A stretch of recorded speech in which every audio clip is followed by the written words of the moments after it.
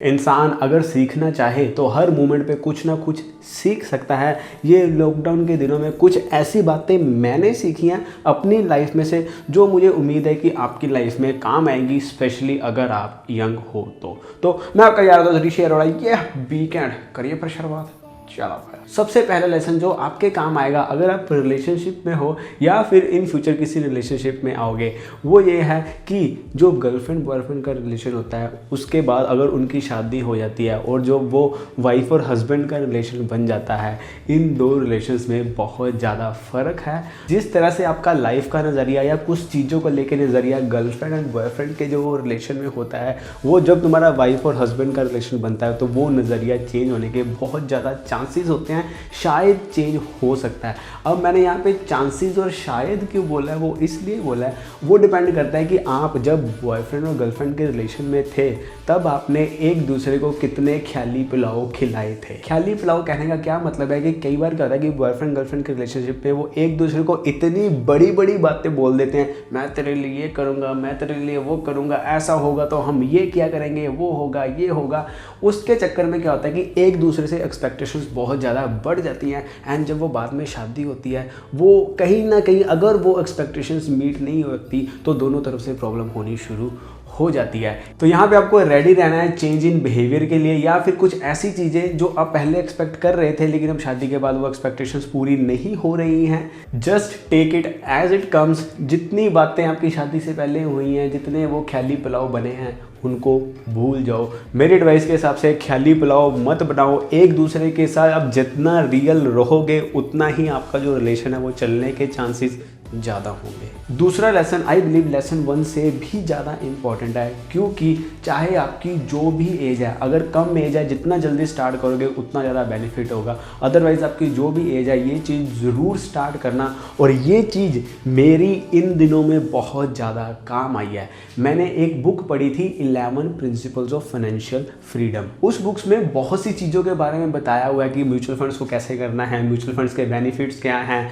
And ऐसी सारी financial चीज़ों के बारे में बताया हुआ है। उसी बुक में एक और चीज़ बताई गई है जिस चीज़ ने इस वक्त में मेरा बहुत ज़्यादा साथ दिया है, वो है इमरजेंसी फंड। उस बुक में बताया गया है कि तुम्हारी सेविंग्स अलग होती हैं, तुम्हारा इमरजेंसी फंड अलग होता है। वो बुक पढ़ने के बाद मैंने हैबिट बना ली थी कि मैं कुछ पैसे साइड पे रखता था और ऐसा करते करते मुझे 1 साल कुछ महीने हो गए थे। अब इन दिनों में जब हमारी ब्रांड्स की पेमेंट सारी रुकी हुई है, यूट्यूब से अर्निंग कम हो गई है, उसके चक्कर में क्या आ रहा है, ऊपर से मेरी शादी का खर्चा आ गया, ये सारे इकट्ठे सारे खर्चे आ गए, उसके बाद लॉकडाउन आ गया।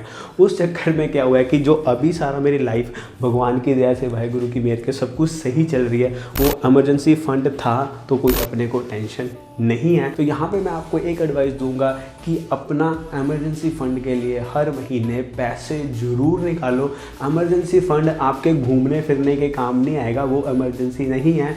इमरजेंसी फंड सिर्फ इमरजेंसी में ही काम आना चाहिए। मैंने वो वाले पैसे दुबई घूमने के लिए नहीं खर्चे, अब थोड़ा बहुत उस पे से पैसे निकल रहे हैं। तीसरी चीज़ जो मैंने सीखी है कि जो हमारा ह्यूमन माइंड है, जो हमारी हम ह्यूमंस की नेचर है, वो बहुत ही अडेप्टेबल है। कहने का मतलब कि हम सिचुएशन के हिसाब से अगर हम चाहें तो बहुत जल्दी अडेप्ट कर लेते हैं। बस पॉइंट ये है कि जो चीज़ हम चाहते हैं हम उसे कितनी शिद्दत से चाहते हैं, या फिर दूसरा पॉइंट ये है कि हमें कितना ऊपर से डंडा मिला हुआ है। अब हमें ऊपर से डंडा मिला हुआ है तो हम सभी अपने अपने घर में बैठे हुए हैं, लेकिन फॉर एग्जांपल अगर ऊपर से डंडा ना हो तो हम इस चीज़ को अडेप्ट नहीं कर पाएंगे, हम ऑटोमेटिकली बाहर जाएंगे अगर हम अपनी रिस्पॉन्सिबिलिटी नहीं समझते। तो जैसे कि व्लॉगर्स के लिए घर में से कंटेंट निकालना बहुत ज़्यादा मुश्किल है, लेकिन हर व्लॉगर ने सिचुएशन के हिसाब से अपने आप को अडेप्ट किया है। अगर इनको वैसे बोल दो कि भाई तुम्हें 2 महीने घर रहना और घर में रह के ही कंटेंट बनाना है,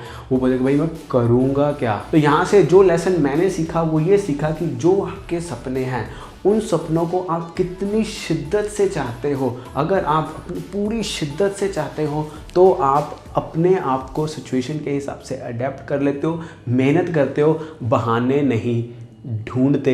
ये चीज़ मुझे लॉकडाउन ने सीरियसली बहुत अच्छी तरह सिखाई है। Don't be a victim of circumstances, be a master of circumstances. अगली चीज़ जो मुझे रियलाइज़ हुआ है, नॉर्मली अगर हम मीम पेजेस देखें तो वहाँ पे ये बोला जाता है कि मुझे मोबाइल दे दो, इंटरनेट दे दो और बेड दे दो, मैं सारा दिन निकाल निकाल के बैठ जाऊँगा, कभी बोर नहीं होऊंगा।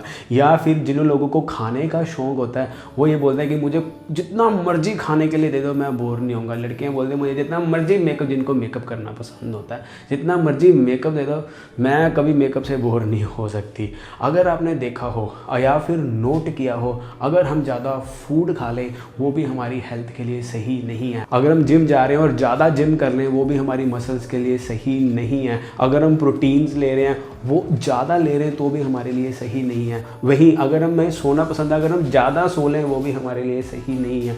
मास्टरबेशन अगर हम ज़्यादा कर लें वो भी हमारे लिए सही नहीं है।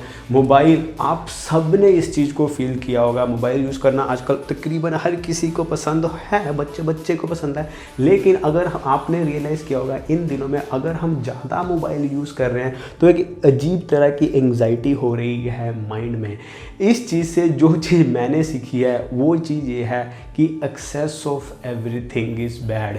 लाइफ में अगर कोई चीज़ ज़्यादा मात्रा में भी आ जाए और हम उसे कंट्रोल नहीं कर पा रहे हैं वो भी हमारे लिए सही नहीं है। और ज़्यादा मोबाइल का यूज़ मेरे माइंड को बहुत ज़्यादा इफ़ेक्ट कर रहा था, इसीलिए मैंने खुद अपनी पर्सनल लाइफ में कुछ स्टेप्स लिए थे to quit my phone addiction. वो वीडियो मैं ऑलरेडी बना चुका हूँ, उस वीडियो का लिंक नीचे डिस्क्रिप्शन में दिया गया है। अगला लेसन जिस चीज़ से आप बहुत ज़्यादा रिलेट करोगे एंड आई बिलीव कि आप भी इस चीज़ से बहुत ज़्यादा एग्री करोगे, वो ये है जो मैंने खुद रियलाइज़ किया है। अगर आप मेरे व्लॉगिंग चैनल देखो ना तो मैं फैमिली के साथ बहुत ज़्यादा टाइम स्पेंड कर रहा हूँ। मैं एंड सरी बहुत ज़्यादा एक दूसरे के साथ टाइम स्पेंड कर रहे हैं और वो बचपन वाली गेम्स खेल रहे हैं, लंगड़ी लात, आँखों में पट्टी बांध के एक दूसरे को पकड़ना।